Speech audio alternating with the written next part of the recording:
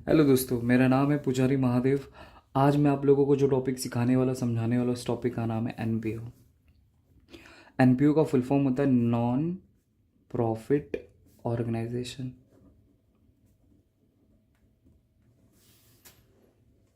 तो बेसिकली ये किस टाइप का ऑर्गेनाइजेशन होता है? वो उस टाइप का ऑर्गेनाइजेशन होता है कि जिसका मोटिव प्रॉफिट नहीं कमाना रहता है। उसका मोटिव ये होता है कि सोशल कॉज के लिए वो काम करता है। सोशल कॉज मतलब समाज की भलाई के लिए काम करता है। कि जैसे कि अगर मैं एग्जांपल देना चाहूँ तो जैसे कि एक ऐसा ऑर्गेनाइजेशन है जो लोगों को फ्री ऑफ कॉस्ट में बुक्स प्रोवाइड करता है, या फ्री ऑफ कॉस्ट नहीं हो या फिर नॉमिनल चार्जेस चार्ज करता है। नॉमिनल चार्जेस जैसे कि कोई बुक अगर आप परचेस करने के लिए जाओगे मार्केट में वो आपको 200 रुपीज़ में मिलेगा, बट वही ऑर्गेनाइजेशन आपको बुक कितने में प्रोवाइड करेगा? 30 रुपीज़ में, 40 रुपीज़ में। तो एक गरीब आदमी आसानी से उस बुक को परचेस कर सकता है। फिर उसी तरह आप समझो कि किसी को फ्री ऑफ कॉस्ट में मेडिसिन प्रोवाइड कर रहा है, या मेडिसिन फ्री नहीं है तो फिर नॉमिनल चार्जेस उसका होगा।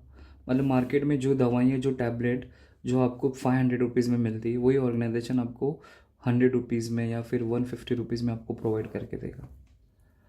तो ऐसा ऑर्गेनाइजेशन जिनका मकसद ही है कि भाई हमें क्या करना है, लोगों को सर्विस प्रोवाइड करना है, समाज का भला करना है, तो उस टाइप के ऑर्गेनाइजेशन को आप लोग बोल सकते हैं नॉन प्रॉफिट ऑर्गेनाइजेशन। तो कभी कभी आपको ऑब्जेक्टिव में पूछेगा कि नॉन प्रॉफिट ऑर्गेनाइजेशन का प्राइमरी ऑब्जेक्टिव क्या होता है? तो प्राइमरी उनका ऑब्जेक्टिव रहता है कि लोगों को सर्विस देना। ओके। तो ऐसे टाइप के ऑर्गेनाइजेशन को अगर अपने बिजनेस का प्रॉफिट या फिर लॉस अगर पता लगाना हो, प्रॉफिट या लॉस अगर पता लगाना हो, तो उस टाइप के ऑर्गेनाइजेशन को फाइनल अकाउंट ऑफ एनपीओ बनाना पड़ेगा। मतलब नॉन प्रॉफिट ऑर्गेनाइजेशन का हम लोग क्या बनाएंगे? फाइनल अकाउंट बनाएंगे। तो उससे हमें उसका प्रॉफिट और लॉस पता चलेगा। लेकिन प्रॉफिट और लॉस ये शब्द बोलना गलत होगा उनके लिए, क्योंकि उनके नाम में क्या, नॉन प्रॉफिट, मतलब हम प्रॉफिट के लिए काम नहीं कर रहे। तो जिस वजह से आपको क्या करना पड़ेगा, प्रॉफिट की जगह पे आपको सरप्लस बोलना पड़ेगा, और लॉस की जगह पे आपको डेफिसिट बोलना पड़ेगा। मतलब नॉन प्रॉफिट ऑर्गेनाइजेशन को एंड ऑफ द ईयर उसको पता लगाना है कि मुझे मेरे ऑर्गेनाइजेशन से कितना मुझे प्रॉफिट हो रहा है, कितना लॉस हो रहा है, मतलब किस तरह हमने समाज का भला किया है, और भला करने की वजह से हमारे पास कितना पैसा आया और हमारे पास से कितना पैसा गया। एंड ऑफ द ईयर एक रिपोर्ट तैयार करना पड़ता है, पता करना पड़ता है कि कैसा चल रहा है हमारा ऑर्गेनाइजेशन, सही या गलत करके। तो जब वो लोग अपना प्रॉफिट निकालते थे तो उस प्रॉफिट की जगह पे वो लोग क्या लिखते हैं? सरप्लस लिखते हैं। और लॉस अगर उनको जाता है तो उसके लिए वो डेफिसिट टर्म यूज़ करते हैं। तो वो कैसे प्रिपेयर किया जाता है, कैसे बनाया जाता है, आज वही हम लोग इस टॉपिक में सीखेंगे, समझेंगे, जिसका नाम है एनपीओ। और ये बोर्ड एग्जाम में, महाराष्ट्र की बोर्ड एग्जाम में ये 12 मार्क्स के लिए आता है। और ये मैं गारंटी देता हूँ कि 12 में से आपका 10 मार्क्स तो किधर नहीं गया। 2 मार्क्स तो आपके टैली के ऊपर है, आप जितना जल्दी टैली कर पाओ तो आपको उतना अच्छा मार्क्स मिल सकता है। लेकिन मैं आपको बोल रहा हूँ कि 12 में से 10 मार्क्स तो आपका गारंटी आ ही जाएगा। ठीक है, तो चलो शुरू करते हैं। तो नॉन प्रॉफिट ऑर्गेनाइजेशन को अगर अपना फाइनल अकाउंट बनाना है, फाइनल अकाउंट, भले कुछ टेक्स्ट बुक में फाइनल अकाउंट नहीं लिखा लेकिन वो फाइनल अकाउंट जैसा ही है ऐसा। तो उस टाइप के ऑर्गेनाइजेशन को दो टाइप का अकाउंट प्रिपेयर करना पड़ता है। तो सबसे पहला अकाउंट प्रिपेयर करना पड़ता है इनकम एंड एक्सपेंडिचर अकाउंट, और दूसरा अकाउंट उनको प्रिपेयर करना पड़ता है closing balance sheet. Closing balance sheet, balance sheet statement. तो ये दो टाइप के अकाउंट हम लोग को प्रिपेयर करने पड़ेंगे। पहला बनाएंगे इनकम एंड एक्सपेंडिचर अकाउंट, दूसरा बनाएंगे क्लोजिंग बैलेंस शीट। और ये दोनों अकाउंट बनाने से इजीली उनको पता चल जाएगा कि कितना प्रॉफिट में, मतलब कितना सरप्लस में और कितना डेफिसिट में। ठीक है, तो बेसिकली हमें क्वेश्चन में एनपीओ में लिख के क्या दिया रहेगा? तो क्वेश्चन में हमें क्या लिख के दिया रहेगा? क्वेश्चंस में, तो क्वेश्चन में हमें दो चीज़ लिख के दे रही है। तो हमें एक नन्ना सा प्यारा सा एक रिसिप्ट और पेमेंट अकाउंट लिख के दिया रहेगा। मतलब उस ऑर्गेनाइजेशन में कहाँ कहाँ से पैसा आया वो लोग रिसिप्ट में रिकॉर्ड करेंगे, और उस ऑर्गेनाइजेशन से ड्यूरिंग द ईयर कितना कितना पैसा खर्च हुआ, वो सारा का सारा हिसाब किताब वो लोग पेमेंट में रिकॉर्ड करेंगे। ठीक है, फिर साथ ही साथ हमें कुछ नीचे एडजस्टमेंट लिख के दिया रहेगा, एडिशनल इन्फॉर्मेशन लिख के दिया रहेगा, जैसे सारे के सारे सब में होता है। और हम लोग को पता ही है कि एडजस्टमेंट और एडिशनल इन्फॉर्मेशन को आपको हमेशा क्या करना है, 2 इफेक्ट देना, मतलब उसको 2 टाइम्स रिकॉर्ड करना है। ठीक है, तो फिर इसको सॉल्व कैसे किया जाए, तो आप लोगों को एक माइंड सेट करा रहा, बस वो माइंड सेट कर लेना, तो आप लोगों के लिए थोड़ा ईजी हो जाएगा। तो जब भी हम लोग एनपीओ का प्रॉब्लम सॉल्व करेंगे तो हमें क्वेश्चन में रिसिप्ट और पेमेंट अकाउंट लिख के दिया रहेगा। तो आपको याद रखना है कि रिसिप्ट में जो कुछ भी लिख के दिया रहेगा ना, वो हमेशा हमेशा हमेशा इनकम में रिकॉर्ड होगा, इनकम साइड में। जैसे देखो मैंने यहाँ पे क्या लिखा है, इनकम और एक्सपेंडिचर अकाउंट। तो income and expenditure just like a profit and loss account, मतलब P&L अकाउंट जैसा बनाते हैं ना, वैसा ही है, बस नाम चेंज कर दिया गया बस, क्योंकि ऑर्गेनाइजेशन अलग है तो नाम भी अलग होना चाहिए, इसलिए उसका नाम रख दिया income and expenditure account. But उसके अंदर जो कुछ भी मिर्च मसाला आता है, जो कुछ भी चीज़ें उसके अंदर रिकॉर्ड होती है, जस्ट लाइक P&L अकाउंट जैसे ही आता है। तो अगर आपको P&L अकाउंट याद है तो ईजिली आपको इनकम एंड एक्सपेंडिचर अकाउंट भी आ जाएगा। तो क्वेश्चन में अगर आपको रिसिप्ट लिख के दिया रहेगा, रिसिप्ट, तो आपको उसको क्या करना है, इनकम में रिकॉर्ड करना है। अगर आपको पेमेंट का इंफॉर्मेशन लिख के दिया रहेगा तो उसको हम लोग एक्सपेंडिचर एंड असेट्स में रिकॉर्ड करेंगे, एक्सपेंडिचर एंड असेट्स में, मतलब उसका आइटम 2 जगह आता है। कभी कभी इनकम में लायबिलिटीज में भी जाएगा, बट उसकी पॉसिबिलिटी बहुत कम है, इसलिए मैं नहीं बता रहा हूँ। मतलब 99.99% तो इनकम में जाएगा, 1% की कभी कभी पॉसिबिलिटी थी वो लाइब्रेरीज में चला जाएगा। तो आप ऐसा शॉर्टकट में याद रखो कि हम कसम खाते हैं कि रिसिप्ट में जो कुछ भी लिख के दिया रहेगा वो इनकम या फिर लाइब्रेरी में जाएगा, और पेमेंट में जो कुछ भी लिख के दिया रहेगा वो एक्सपेंडिचर एंड असेट्स में जाएगा, बस। और बैलेंस शीट में क्या क्या था आपको मालूम है कि बैलेंस शीट में बिजनेस के क्या क्या लाइब्रेरीज है और कितने असेट्स है वो आपको रिकॉर्ड करना है। और बैलेंस शीट में क्या आता है आपको ऑलरेडी सब कुछ पता है, ठीक है। तो अब हम लोग आगे बात करेंगे एडजस्टमेंट के बारे में। एडजस्टमेंट,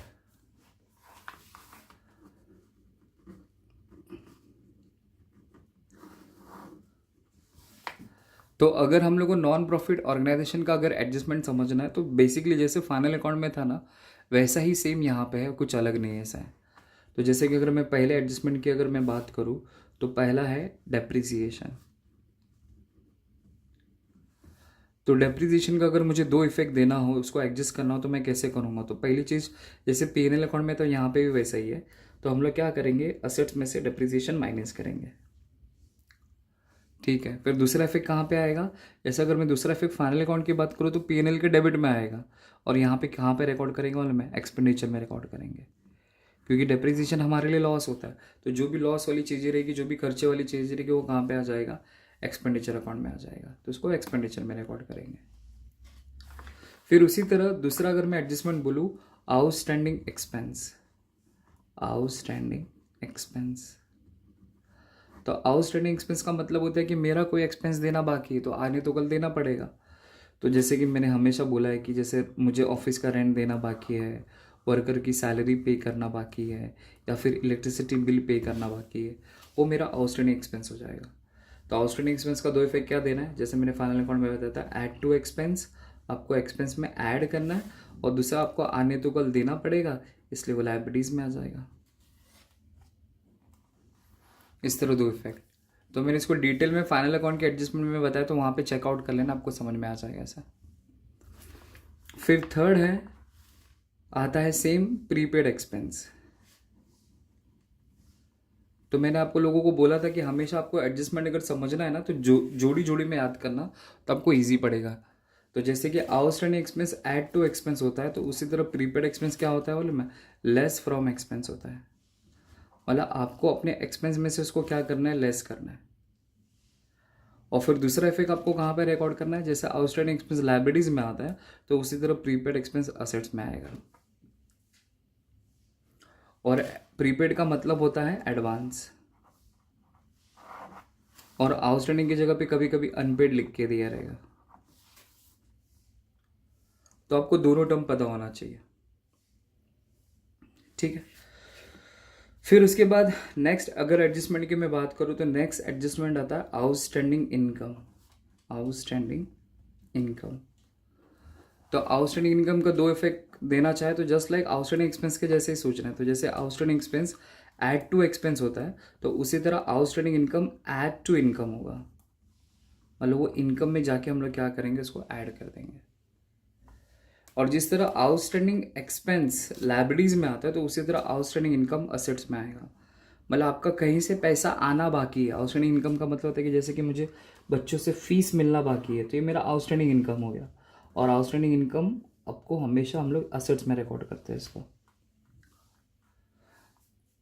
मैंने फाइनल अकाउंट में सिखाया बताया, वहाँ पे चेकआउट कर लेना, आपको पता चल जाएगा। अगर ज़्यादा माथा पच्ची नहीं करना तो जैसा मैं बता रहा हूँ वैसा आप याद रख लीजिए, और क्या। ठीक है। फिर उसके बाद कुछ और टर्म्स है जो आपको याद रखना है कि कभी भी किसी भी चीज़ का अगर आपको ओपनिंग वैल्यू लिख के दिया रहेगा, ओपनिंग वैल्यू, तो आपको प्लस करना है। और कभी भी किसी चीज़ का क्लोजिंग वैल्यू लिख के दिया रहेगा, आपको माइनस करना है। ठीक है। फिर उसके बाद नेक्स्ट एडजस्टमेंट की अगर मैं बात करूँ, नेक्स्ट एडजस्टमेंट, तो नेक्स्ट एडजस्टमेंट है कैपिटलाइजेशन।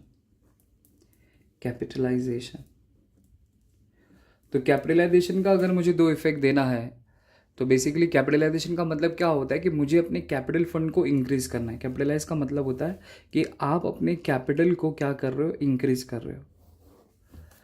ठीक है, तो फिर क्या करना पड़ेगा, कैसे इंक्रीज किया जाएगा, तो पैसा कहाँ से लाया जाएगा, क्या लिया जाएगा, वो आपको एडजस्टमेंट में लिख के दिया रहेगा। फिलहाल आपको कैपिटलाइजेशन कहीं पे भी लिख के दिया रहेगा, तो आपको क्या करना है, लेस फ्रॉम इनकम करना है।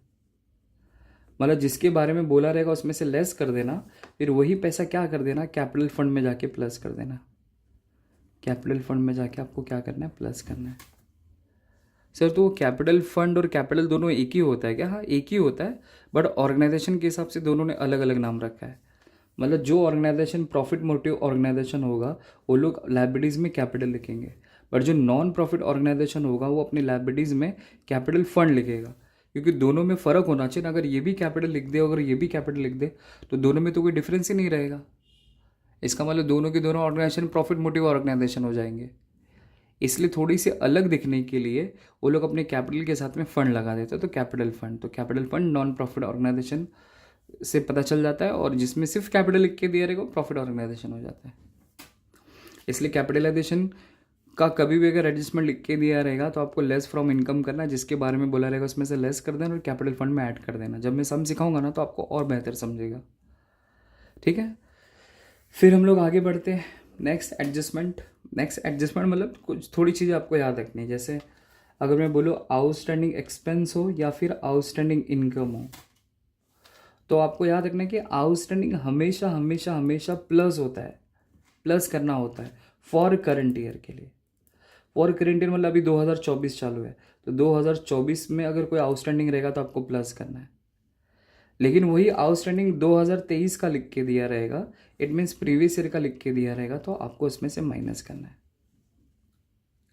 तो क्वेश्चन में हमेशा आपको लिख के दिया रहेगा कि करंट ईयर का आउटस्टैंडिंग है, तो करंट ईयर का आउटस्टैंडिंग आपको प्लस करने का है, और जो प्रीवियस ईयर का आउटस्टैंडिंग रहेगा उसको क्या करना है, आपको माइनस करना है। और जो भी करंट ईयर वाला रहेगा उसको आपको हमेशा 2 इफेक्ट देने का है, और जो प्रीवियस वाला रहेगा उसका कोई इफेक्ट, नो इफेक्ट, इसका कोई इफेक्ट नहीं जाता, उसको एक ही बार रिकॉर्ड करके ख़त्म कर दिया जाता है। मतलब वन टाइम ही रिकॉर्ड होगा वो, उससे ज़्यादा नहीं, मतलब उसका वन इफेक्ट होगा, समझो ऐसा, वन इफेक्ट।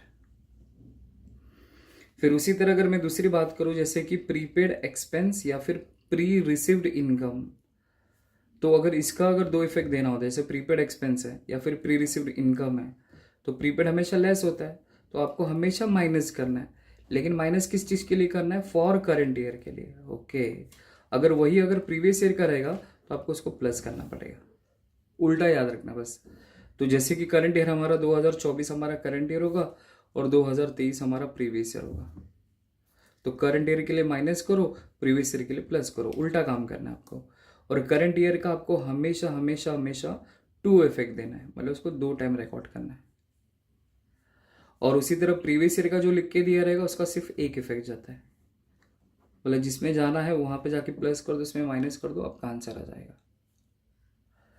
बस इतनी बातें अगर आप लोगों को इस टॉपिक में अगर याद हो गए ना तो आराम से आपकी झोली में 10 मार्क्स आ जाएगा, आराम से।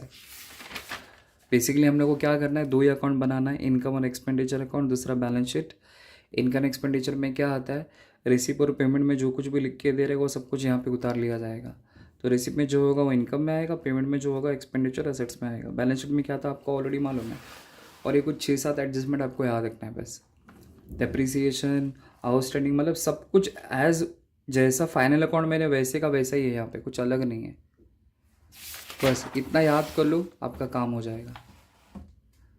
ठीक है, आई होप आपको समझा रहेगा। Thank you.